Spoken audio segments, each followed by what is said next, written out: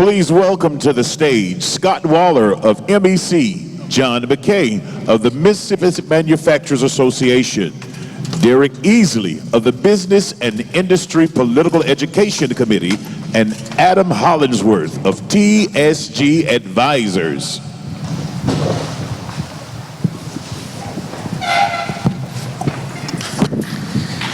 Hello again. I will tell you what, I've been looking forward to this conversation for about 3 years, guys. I want to just be honest with you. I felt like that we had an opportunity to do something special. And as we mentioned in our 75th anniversary video, MEC, BIPEC has been working together and working closely the last 2 or 3 years on issues that we felt like were very important to the business community. And that led to some additional conversations over time that has allowed us to really take a look at what a single unified organization might do for our state. So back in October of last year, we introduced or announced the Business Alignment 2026 project, where we were talking about MEC, BIPEC, and MMA really looking at what an organization that can come together could mean for the business community, what it would mean overall. As part of that process, we engaged a consultant, TSG Advisors, based out of Tallahassee, Florida, and the project is being run by Adam Hollingsworth, who is with us today. And I wanted him to give you a little bit of update of what's been happening, and then we're just going to have some general conversation about what's ahead and why this really matters to help our business community speak in that unified voice, to have the consensus that we need as we move forward. So Adam, I'm going to start and ask you, if you would, to give us a little bit of update of how the process is gone and what you're hearing and where you think we're headed in this effort. Thanks, Scott, and thanks for hosting us today. And it's really been a privilege to be a part of this process and working with 3 great CEOs, 3 great entities, and the membership that reflects business across the state of Mississippi. Back in October and November, we did a series of listening sessions across the state, starting in Tupelo, went down to the coast, we were in Jackson, and had the opportunity to meet with a broad array of business members of all 3 entities. And the primary question was, what do you think about aligning these 3 business entities, and why does it matter for the future of Mississippi? And what I will tell you is there was near unanimity, regardless of where we were, regardless of the business sector that the person came from, regardless of the entity that the person was a member of. We heard near unanimity around a desire to align and ultimately merge the MEC, the MMA, and BIPEC. And when you dig into the why, it was simple, clear, and obvious, and that was a single entity creates a single and more powerful voice for business. And as we listened to what businesses told us was the #1 issue in the state, and you know it already, and that's workforce.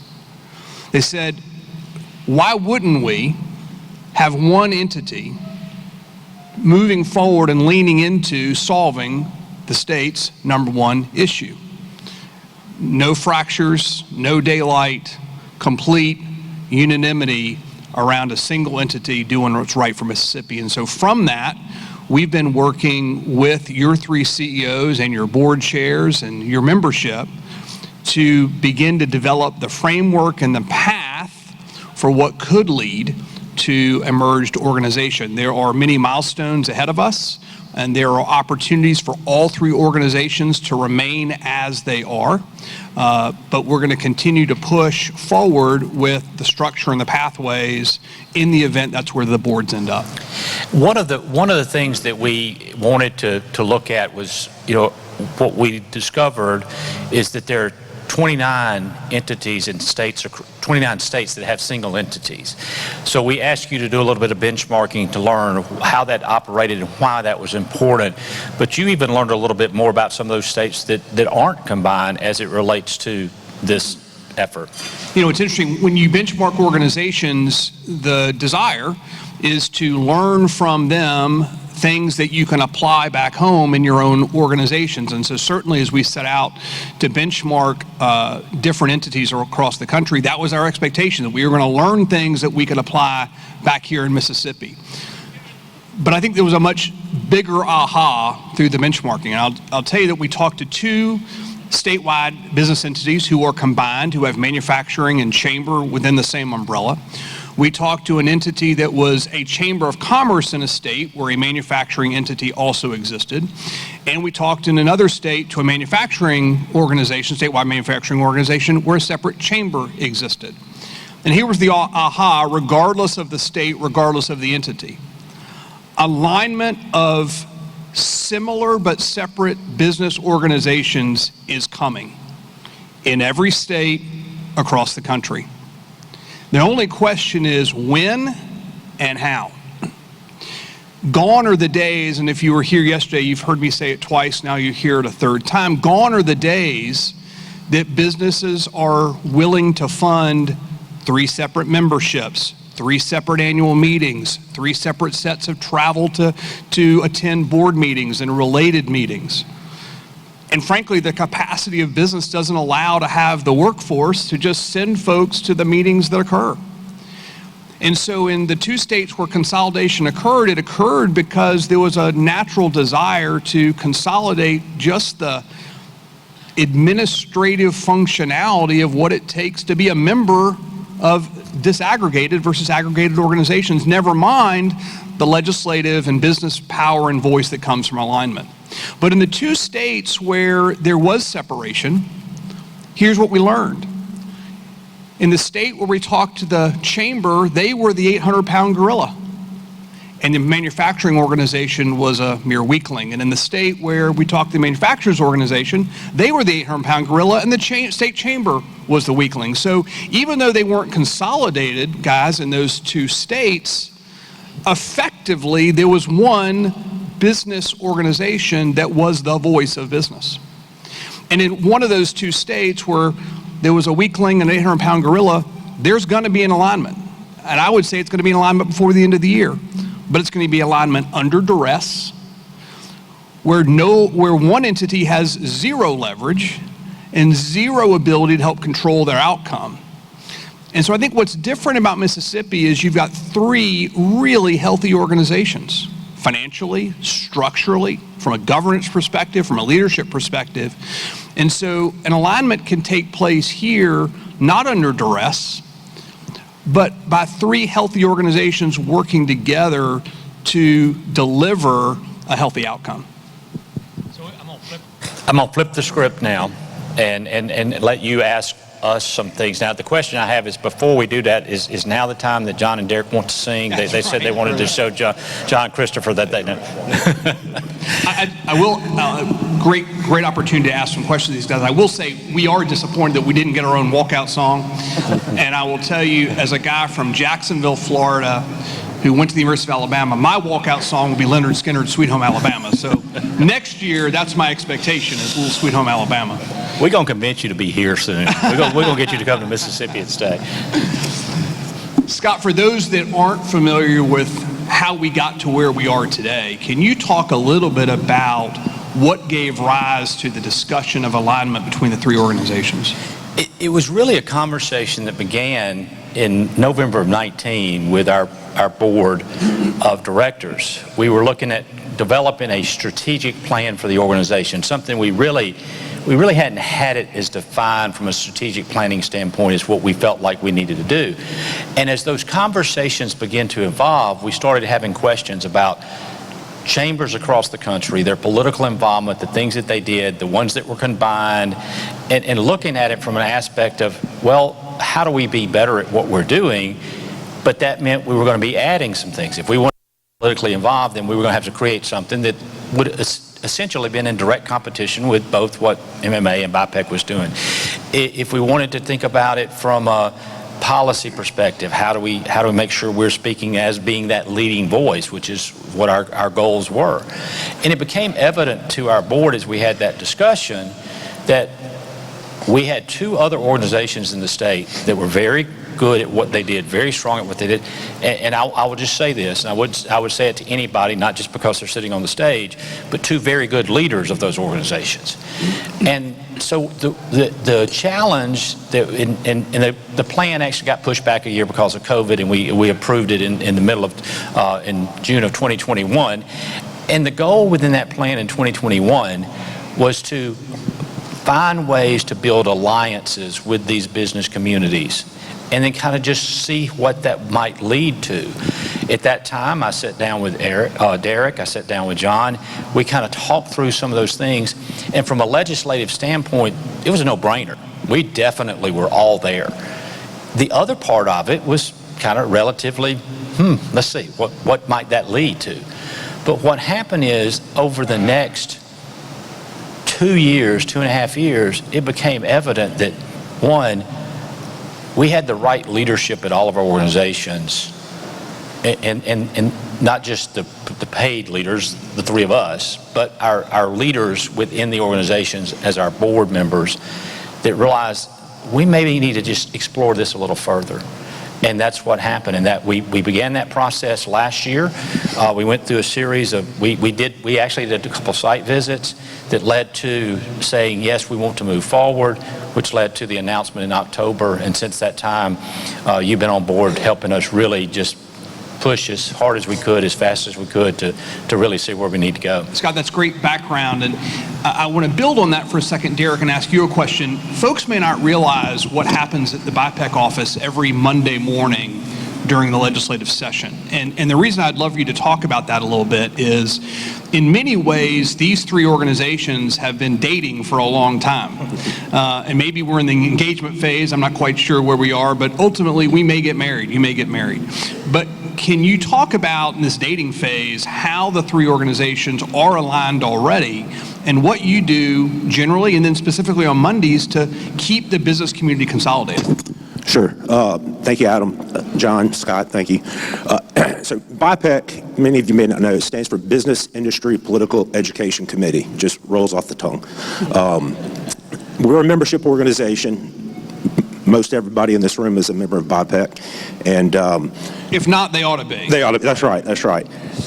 But one of the things that we do, and I can talk more about what we do, but yes, during legislative session, every Monday, 10 a.m., and we've been doing this for 8 years, if you're a member of BIPEC and you have a governmental affairs presence at the Capitol, you're invited to that meeting. And we typically have about 50 business leaders in the room. And we talk about the issues of the day, we talk about legislation that's moving through the process, and we hear pretty much from every statewide elected official at some point during that meeting. So yes, it's an excellent way to keep the business community who has a presence at the Capitol on the same page on legislative issues. Can you give us an example, Derek, of maybe where that alignment has worked? Well, if you go back and look at probably every session for the past 5 years, there's always one or two issues that the three of us get together and put our name to legislative leaders saying this is important to the business community, and that's impactful. That's great.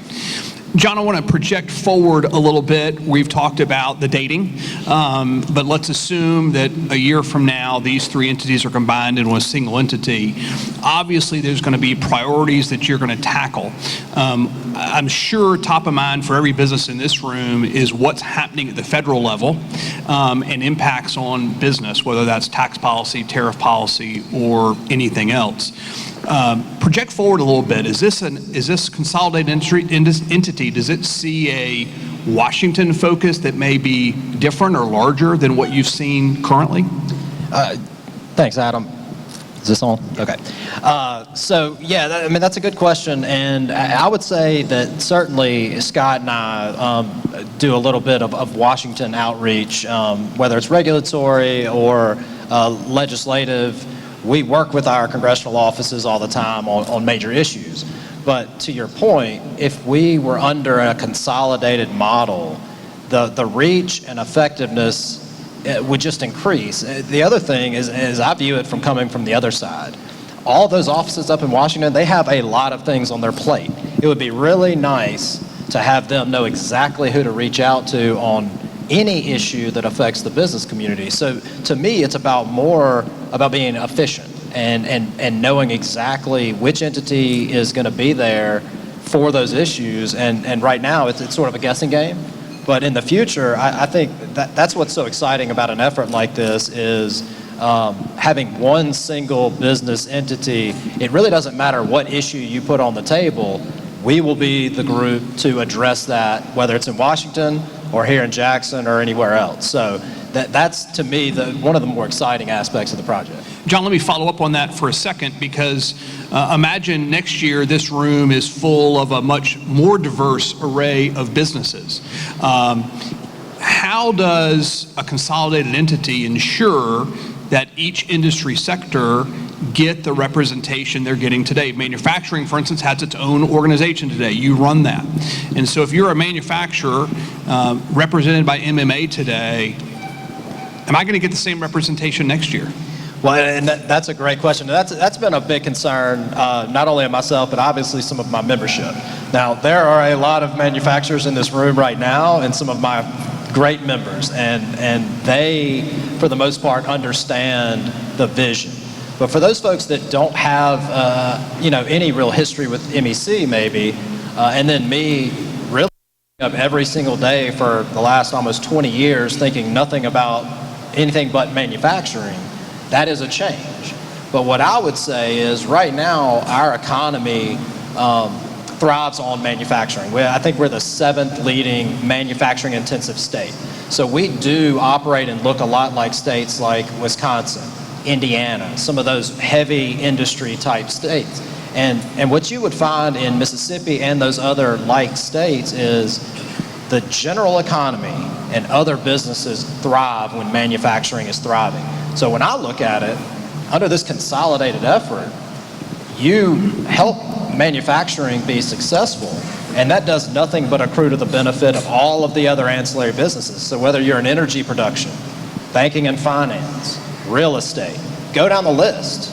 Think of a community that has a thriving manufacturer or a base of manufacturing, and they're all over the state. There are pockets, and every other business succeeds based on the success of manufacturing. So to me, it's not a picking one or the other. It really is, the rising tide lifts all boats. And so that's what I view as the benefit of this project. That's great. That's great and very helpful. Derek, I'll turn to you for a second. As we went across the state and had our listening sessions, obviously manufacturers, mainly smaller manufacturers, expressed concern about losing their voice in a larger entity. John was kind enough to address that. Some MEC members who asked about political involvement. As we know, the MEC is the only state chamber in the country that doesn't have a political action committee or a formal process for donations. Under a consolidated entity, an MEC member today would be part of an entity tomorrow that does have a political arm. And so can you talk about what that would look like in that transition? Sure. So, we had mentioned, of course, MMA has a political action committee. BIPEC has a political action committee. We both are very involved in elections in an election year. BIPEC also is very active in recruiting candidates for the legislature. We're looking for men and women who are pro-business, who understand the needs of the business community, and we try to help them get elected. One thing we also do, and I see many of our friends here, in Mississippi, we elect our judges. Not every state does, but we do.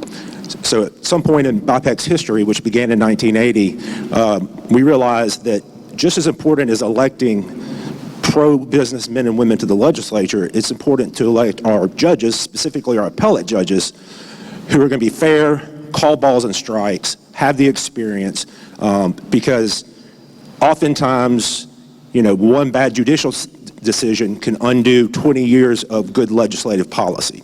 So that is something that this new entity will bring to the table, and I'm excited.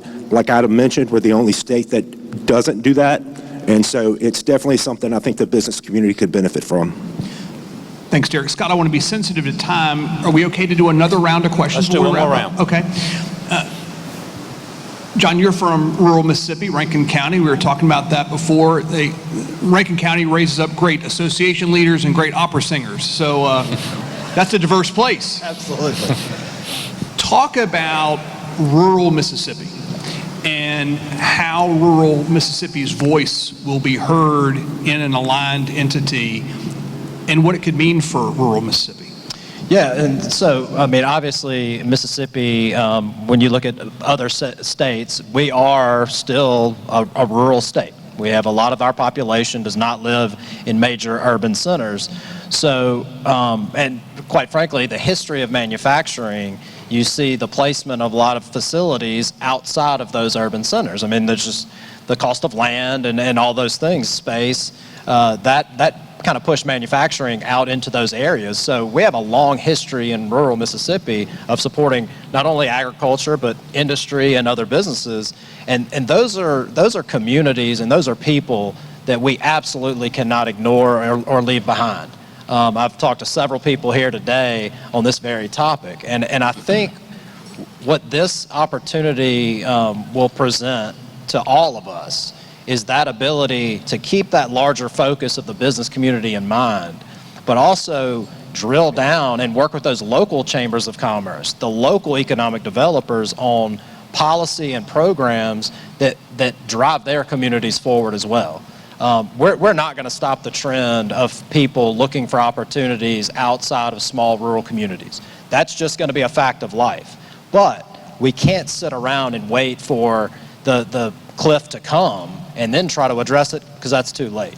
So we really can, as an entity, work with our partners around the state and make sure that we preserve some of that small rural community for the future. That's great. Thanks so much. Scott, I mentioned at the outset that during our listening sessions, we heard that workforce was the #1 issue facing business in Mississippi. And in my mind, I sort of categorized it in 3 parts. There's the availability, there's the skill set, and then what I come to call the want to. I know workforce is a passion for you personally and certainly for MEC corporately. So can you talk about what this new organization can do to change the trajectory of workforce in the state? You know, it comes back to, again, when you're speaking is that one voice. And I think that, you know, when you made a presentation to our boards, you showed, I call them Wordles, is where you put all these words in the computer and it pops up, and whatever the most commonly used word is, it's the biggest on the screen. And it was one voice.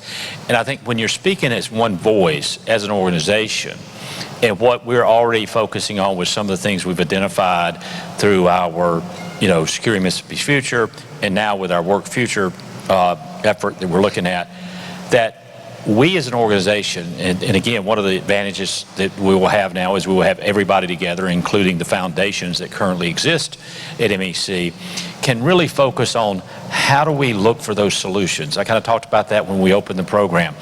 We as an organization need to not only just identify the problems and talk about the problems, we need to be talking about solutions. And I think that's what we're going to be doing, and there's no more pressing issue than workforce development and all of the things that come along with workforce development. We just finished, or we will finish next week, a 20-city tour that we do every year, and every year we survey those that are coming to the tour, and this year we did an online survey, which we're going to now, that we have finished the tour, we're going to open it up over the next month to our entire membership, and we ask a question.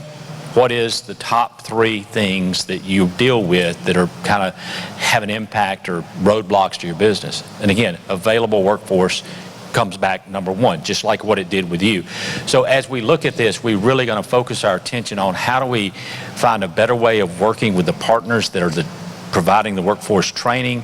How do we get business connected with it and aligning what the businesses are needing to what's being taught? We have, I think, an opportunity to change the trajectory of workforce in this state with a single organization all pulling in the same direction to make that happen. Sure, that's great.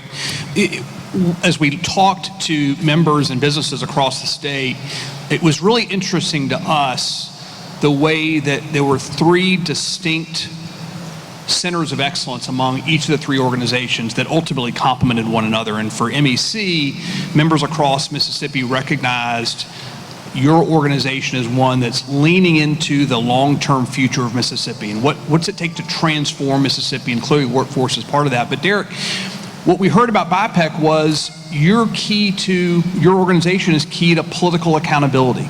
And I'd love for you to talk just for a second, if you don't mind, about BIPEC's scorecard, because I think it's unique. It's core to political accountability. And so just for the folks that don't know about it, tell us about the scorecard.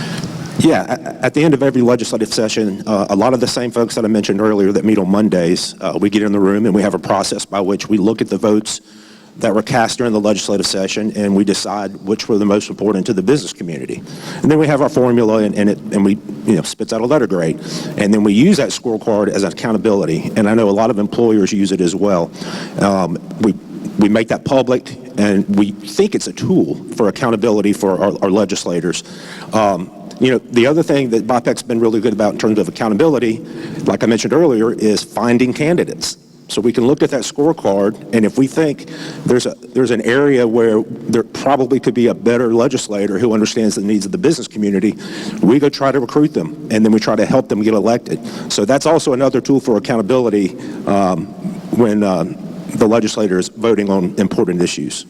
That's great. Thank you. Before I ask Scott the final wrap-up question, John, I want to give you one last question.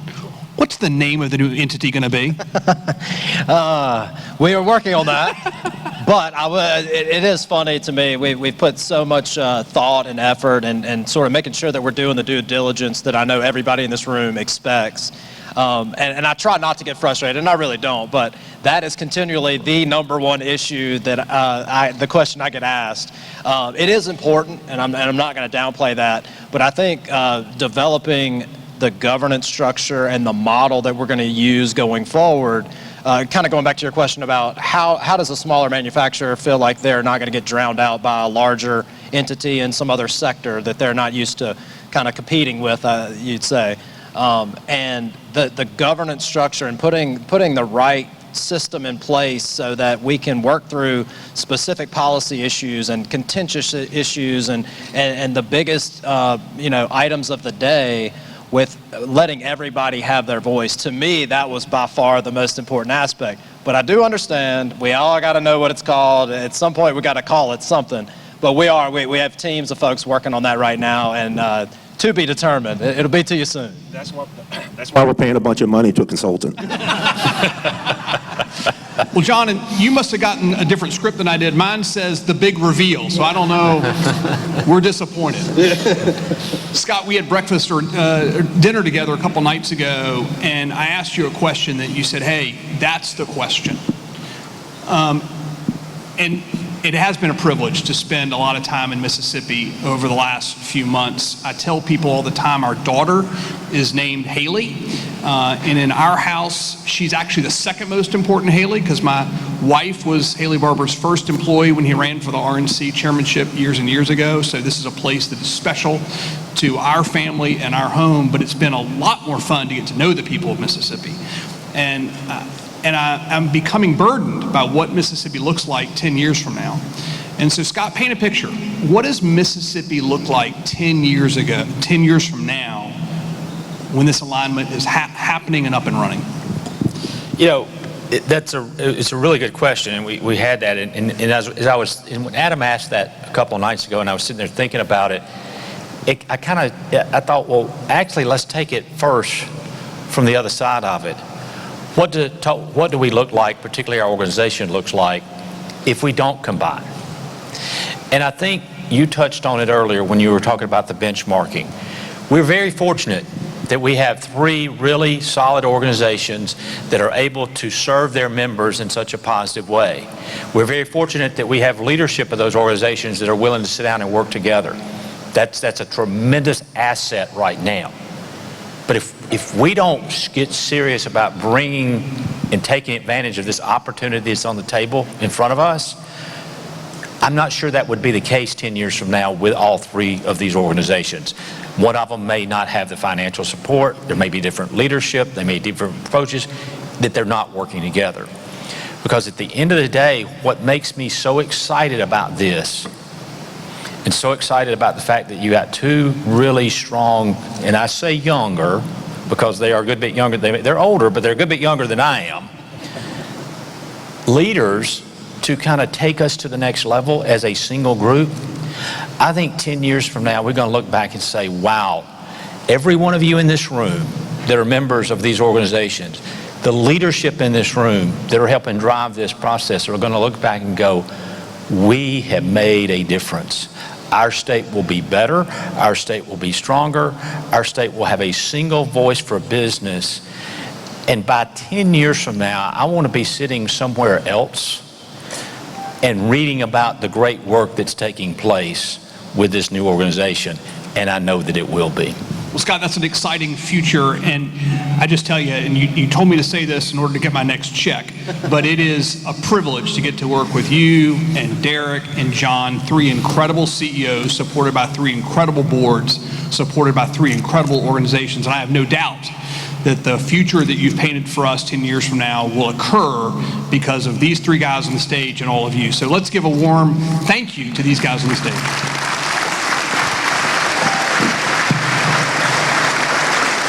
Thank you, Adam. Thank you, John. Thank you, Derek.